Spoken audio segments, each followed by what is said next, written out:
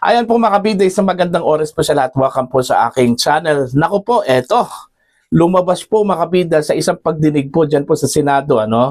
Ito hong posibilidad na nagkaroon po ng overprice mga kabida sa presyo po ng mga produktong petrolyo. Okay, kasi nakapagtataka bakit ganito na lang po kalaki po yung presyo po ng mga produktong petrolyo po natin dito kung ikukumpara po mga kabida sa presyo po ng mga produktong petrolyo po sa ibang mga bansa lalong-lalo na po dito sa Asia po mga kabida. Okay? Lumabas tuloy na hindi po ginampanan ng DOE yung kanilang trabaho na mag-monitor sa mga malalaking kumpanya po ng langis dito sa Pilipinas. Alright?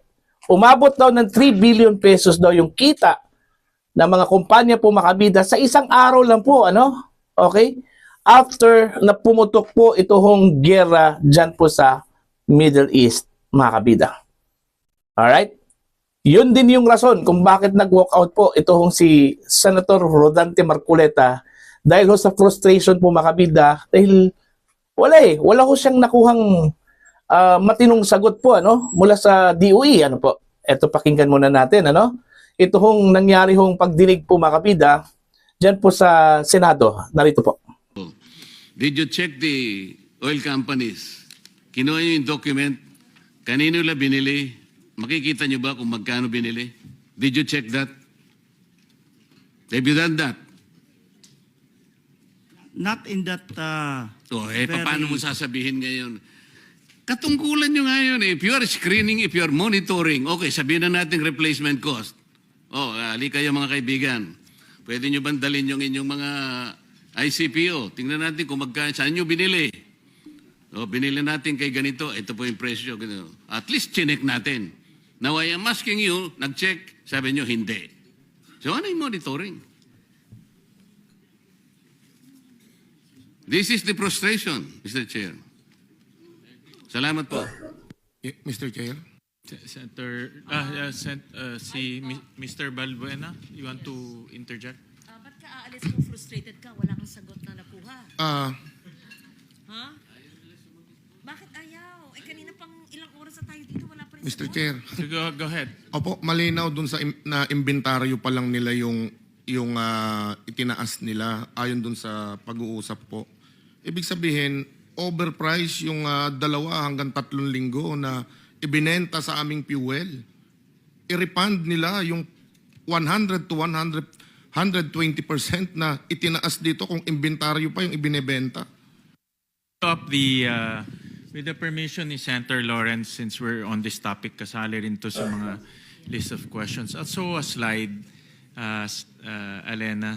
Slide. Ayun.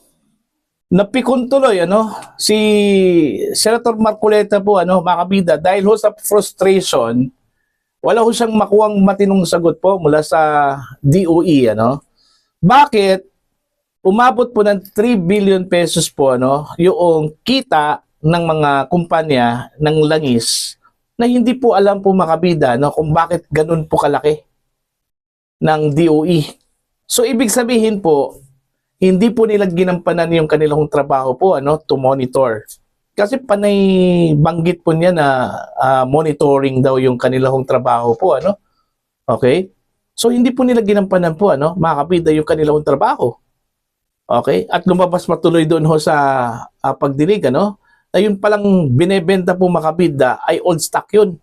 Hindi yung mga bagong stocks na inangkat po mga kabida ng mga malalaking kumpanya po sa ibang bansa po mga kabida. So doon pa lang tila meron pong panlilinlang po mga kabida. Meron pong anong tawag po dito?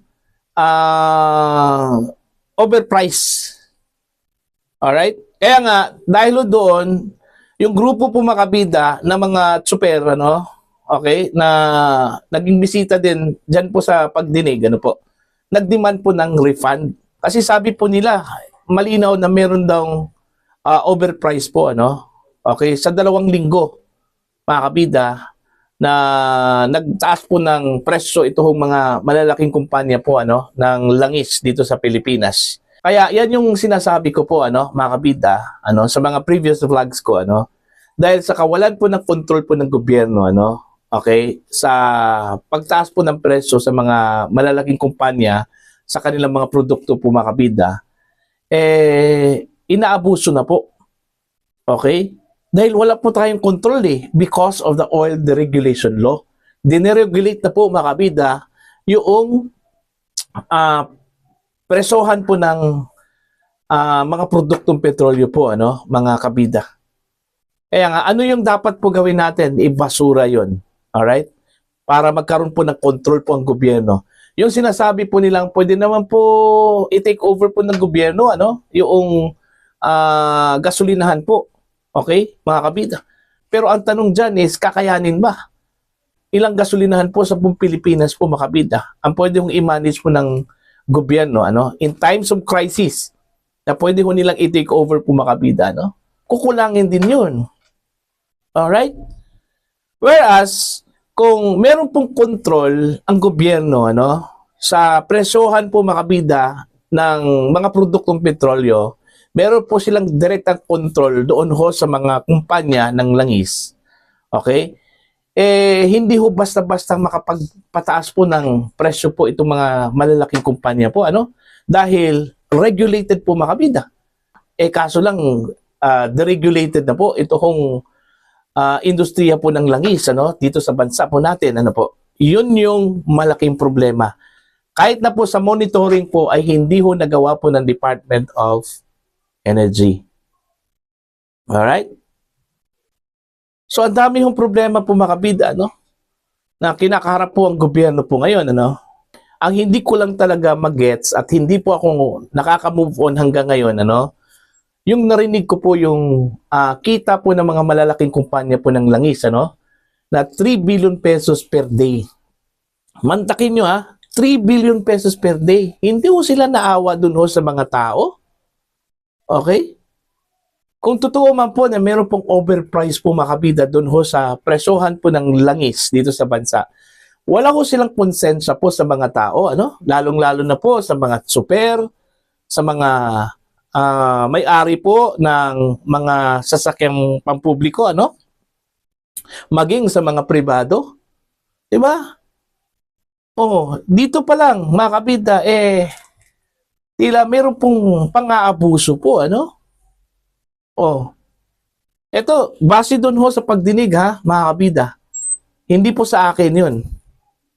Kaya nga, kailangan po talagang imbestigahan ng mabuti po, Okay, tama yung sinabi po ni Marcoleta. Dapat bawat transaction po ng mga malalaking kumpanya, okay, kung saan po nila kinukuha yung langis. Okay, kailan po nila kinukuha po yung langis, mga kabida.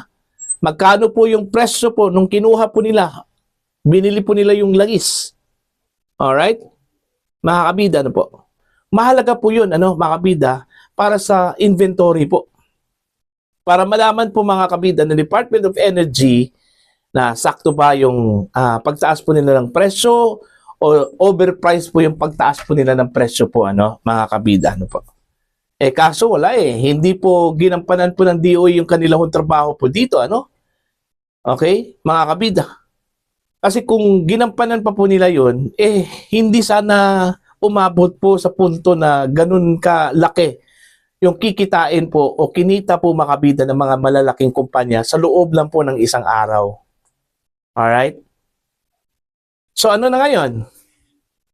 Kaya ba natin bawiin yun kung totoo man po meron pong overprice po, mga kabida, Kaya ba natin bawiin yung overprice, yung amount, okay, ng gobyerno? Ewan ko, hindi ko po alam. Hindi ko po alam, mga kabida, kung may control pa ba ang gobyerno doon ho sa pagpapabalik po ng pera, kung sakali man po totoo na meron pong overprice na ginawa ito hong mga malalaking kumpanya po, ng langis dito sa Pilipinas, po. Kasi nakapagtataka Kasi gaya ng sinabi ko po kanina, mga kabida, dito sa Pilipinas, tayo lang po ang isa sa pinaka mataas po ang presyo po ng mga produktong petrolyo po kumpara po sa ibang mga bansa po, Like Malaysia, mga kabida. Okay, South Korea. Okay, Brunei, Indonesia. Oh, see? Tayo po. Tayo ang pinakamalaki po, ano, mga kabida. Kung ikukumpara po sa mga neighboring countries po natin. Alright?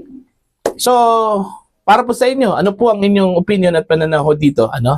Sa lumabas ngayon na tila mayroon pong overprice po, ano, ng presuhan po ng langis dito sa bansa po, ano, mga kabida.